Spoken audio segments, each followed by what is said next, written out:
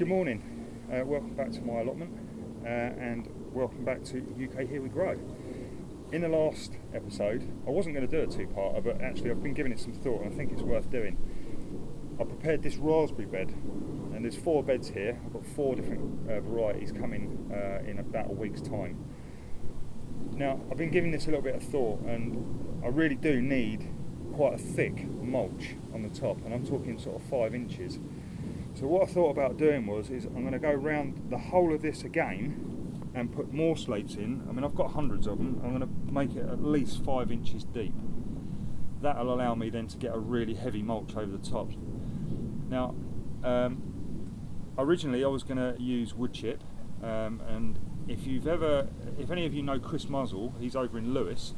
If you go and have a look at his YouTube channel, he does the Eden Project, which is a whole series about wood chip gardening and this, that and the other. So really well worth a good watch that. But I decided against wood chip purely because I've managed to secure quite a rather large pile of manure and bedding, horse bedding mix. It's been breaking down for donkey's years. We'll go up and have a look at that later on. But it's free, and you know, that's the magic word. So back to using these slates. There was a bit of a debate on whether they're suitable or not. I've worked with slate for many years. I was a stonemason for 18 years. I'm quietly confident it's going to be absolutely fine. One of the viewers suggested that they'll crumble in 3 months' time. You know, slate's been used for hundreds of years as a building material. I've got access to loads of it, and like any good allotments here, you just reuse and recycle whatever you can find. You know, I think that's what makes this so great. You know, and some of the things that you see, inspirations that you see of people of how they've used materials and recycled things.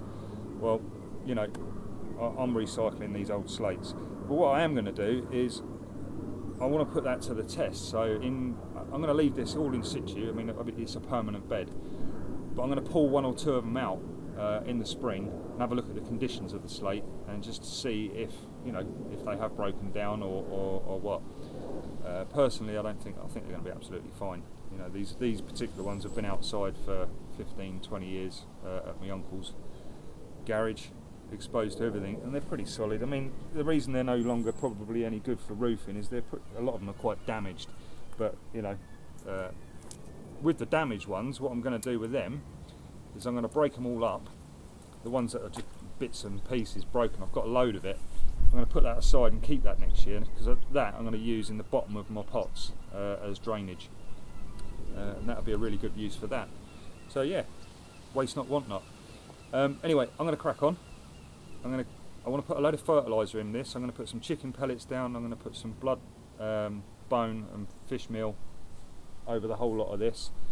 Then the mulch will go on top once I've got these slates all raised up by about that much, 5 inches. So we'll do that, and then we'll come back and you can have a look and see what it looks like. Okay, that's it, done. Basically I've come along, used that, gone all the way along the sides, just moved the soil away, and then run another line of all these slates down again.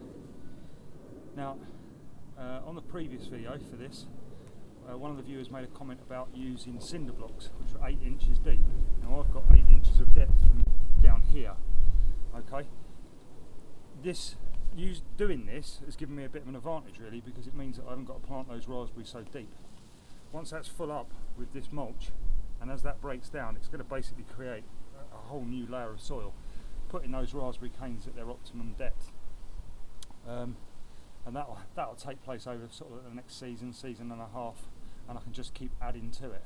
I'm really hoping that this is going to work, and no more weeding, and it'll keep these in check. So next job is to go and get the manure. So once I've done that, I'm not going to apply that straight away, this mulch. I'm going to wait, and my raspberry canes are coming on the 4th of November. I'm going to plant them in and then put the mulch on top around them. I think it's just going to be far easier than trying to put it all in now and then remove it to dig down and get these canes in. So yeah, hopefully, fingers crossed, we'll have an update later on next year and see how they're performing. Oh yeah, I've added chicken manure pellets as well to the soil, and fish blood and bone meal, plenty of it in there, because like I say, once this mulch goes on, that's it. We will not be seeing this soil again until, you know, quite a few years down the line when I want to probably replace the canes. So before I go, I want to give a shout out to Bill Gardner. He's been a really good supporter of UK Here We Grow. He's got a fantastic YouTube channel, so if you type in Bill Gardner, in fact what we'll do is we'll put a link below. Okay, so I've arrived at my favourite manure source, Mulch Source. Basically what it is, it's a little stables that's just up the road from my allotments, and a few weeks back I approached the owner and said, look, I see you've got a rather large pile of this stuff up here. What do you do with it? And he said, well, not a lot really, we just sort of throw it out on the field. So I said, well, do you mind if I come up, grab a little bit and get it back on the plot? And they said, no, help yourself. So it's always worth asking the owner before helping yourself.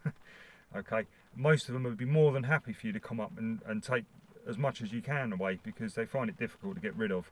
The stuff I'm going to get today is primarily a mix of wood shavings, straw, hay and manure. Not so much of the manure in it. So this is going to be a perfect mulch. It's been rotting down for years up here. There's huge, great big piles of it. I'll give you a little whiz round with the camera in a minute so you can just see what I'm looking at. So yeah, I've got a 5x3 trailer. That equates to about 11 wheelbarrow loads once it's full, and I think that'll be just about the right amount for what I want. I'm going to come back later on over the winter and grab some more, because I'm redoing the big polytunnel, so I'm going to be using some of that for pathways. It'll bed down quite nicely. So okay, I'm going to crack on and get that trailer loaded. Here we go. There's my little trailer. And all of this stuff, I mean, that pile at the back there has got to be 8-9 feet tall. So, and there's pretty much loads of it. Another huge, great big pile around here. The weather's not great at the moment. Pretty grotty. This is all the new stuff. Basically, they got the little bucket on the tractor and they just keep ramping it up. And you can see, if I come over here, you can see basically how that rots down. Yeah. So this has been here a long time, so it's going to be absolutely superb for what I want. And I'll give you a close-up on what it is. So you can see all the wood shavings and everything in there. I mean, it's pretty soaking wet at the moment, so it's going to weigh quite a bit. But no, that'll be good. Absolutely superb. That is it.